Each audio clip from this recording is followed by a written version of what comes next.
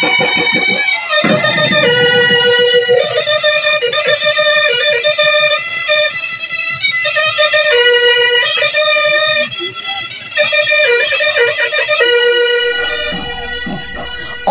চেনেহৰ মুগাৰে মহুৰা তাতকৈ চেনেহৰ মাকো তাতকৈ চেনেহৰ বহাগৰ বিহুটি নেপাতে কেনেকৈ থাকো চাউতে চাউতে সদৌ চেঙাপথাৰ ৰঙালী বিহু সন্মিলনীখনে ৪৫টা বৰ্ষ গৰকিলে তদুপলক্ষে এইবেলি চেঙাপথাৰ লয়ুচ্চ ইংৰাজী বিদ্যালয় খেলপথাৰ প্ৰাংগণত ৭ আৰু ৮ বহাগত দুদিনীয়াকৈ বিস্তৃত কাৰ্যসূচীৰে এইবেলি পালন কৰিছে ৭ বহাগত সমূহীয়া পৰিৱেশ নিকাকৰণ বন্তি প্ৰজ্বলন বিহু পতাকা উত্তোলন স্মৃতি তৰ্পণ গছপুলি ৰোপণ খেল ধেমালি প্ৰতিযোগিতা লগতে সাহিত্য প্ৰতিযোগিতা অনুষ্ঠিত কৰে আৰু ৮ বহাগত জ্যেষ্ঠজনক বিহুৱান প্ৰদান সৰু বিহুৱতী আৰু একক বৈশাগৰ নৃত্য প্ৰতিযোগিতা মুকলি বিহু আৰু বিহুৱতী প্ৰতিযোগিতা অনুষ্ঠিত কৰে মুকলি বিহু আৰু বিহুৱতী প্ৰতিযোগিতাখনি উদ্বোধন কৰে বিটিচিৰ কাৰ্যবাহী সদস্য দিগন্ত বৰুৱাদেৱে আমন্ত্ৰিত অতিথি হিচাপে উপস্থিত থাকে মংগলদৈ লোকসভা সমষ্টিৰ সাংসদ দিলীপ শইকীয়া কলাগাঁও বিধানসভা সমষ্টিৰ বিধায়ক দুৰ্গাদাস বড়ো ভেৰগাঁও জিলা বিপিএফৰ সাধাৰণ সম্পাদক বিনয় কুমাৰ নাথ ভেৰগাঁও জিলা ইউপিপিএলৰ সাধাৰণ সম্পাদক এন্থনী বসুমতাৰী চেঙাপথাৰ উচ্চ ইংৰাজী বিদ্যালয়ৰ প্ৰধান শিক্ষক সুৰেণ বড়ো কলাগাঁও প্ৰেছ ক্লাবৰ সভাপতি টংকেশ্বৰ বৰুৱাৰ লগতে বহুকেইজন জ্যেষ্ঠ ব্যক্তি ৰাইজৰ বিপুল সমাগম আৰু দৰ্শকৰ সঁহাৰিয়ে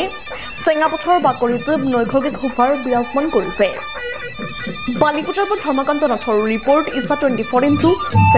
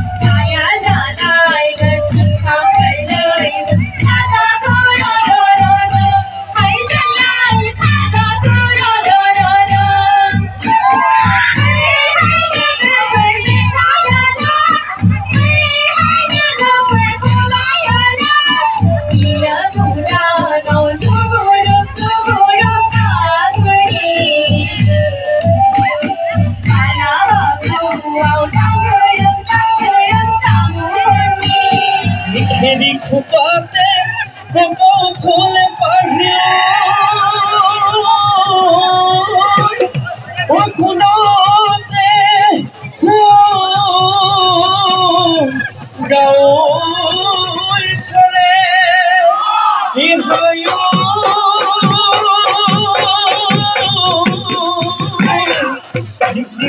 চৰিৰে বুকে তই বহি So, oh, ঘাই ঘাই মনতে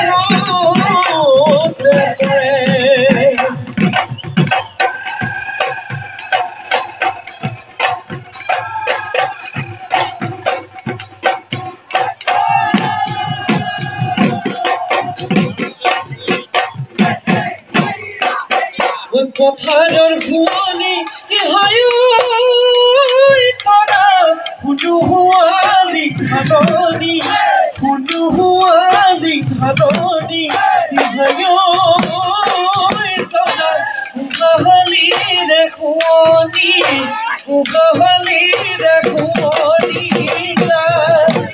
মোৰে ঘৰে কণি ইহায়ো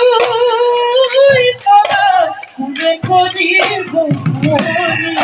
কোনে কৰিব শুৱনি ইহায়ো তৰা বাঢ়িছো তাৰ সাধুতা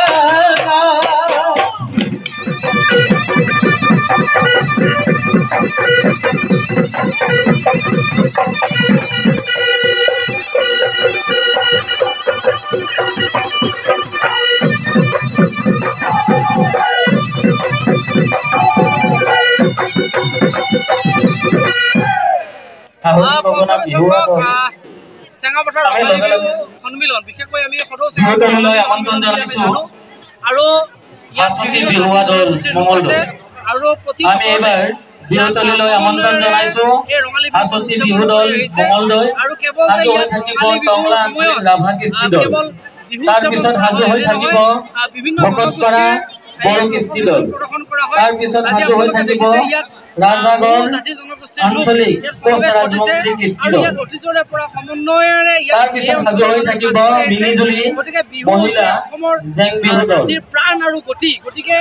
বিহু যিমান দিনলৈকে জীয়াই থাকিব অসমীয়া জাতি সিমান দিনলৈকে জীয়াই থাকিব বিহুৱে আমাৰ মানে যি স্পন্দন এইটো স্পন্দন বঢ়াই আহিছে গতিকে বিহু ৰাজহাড় স্বৰূপ বিহু অসমীয়া জাতিও জীয়াই থাকিব গতিকে আপোনালোকে আজি আমাৰ মাজলৈকে আহি আমাৰ যি পৰিৱেশটো দেখুৱাৰ কাৰণে আপোনালোকক আমি ধন্যবাদ জ্ঞাপন কৰিছোঁ আৰু আমি আশা ৰাখিছোঁ যে অনাগত দিনত এই অঞ্চলৰ মানুহে সমন্বয়েৰে বাস কৰিব আৰু আপোনালোকৰ আমি সহযোগিতা আন্তৰিকতাৰে কামনা কৰিছোঁ ধন্যবাদ।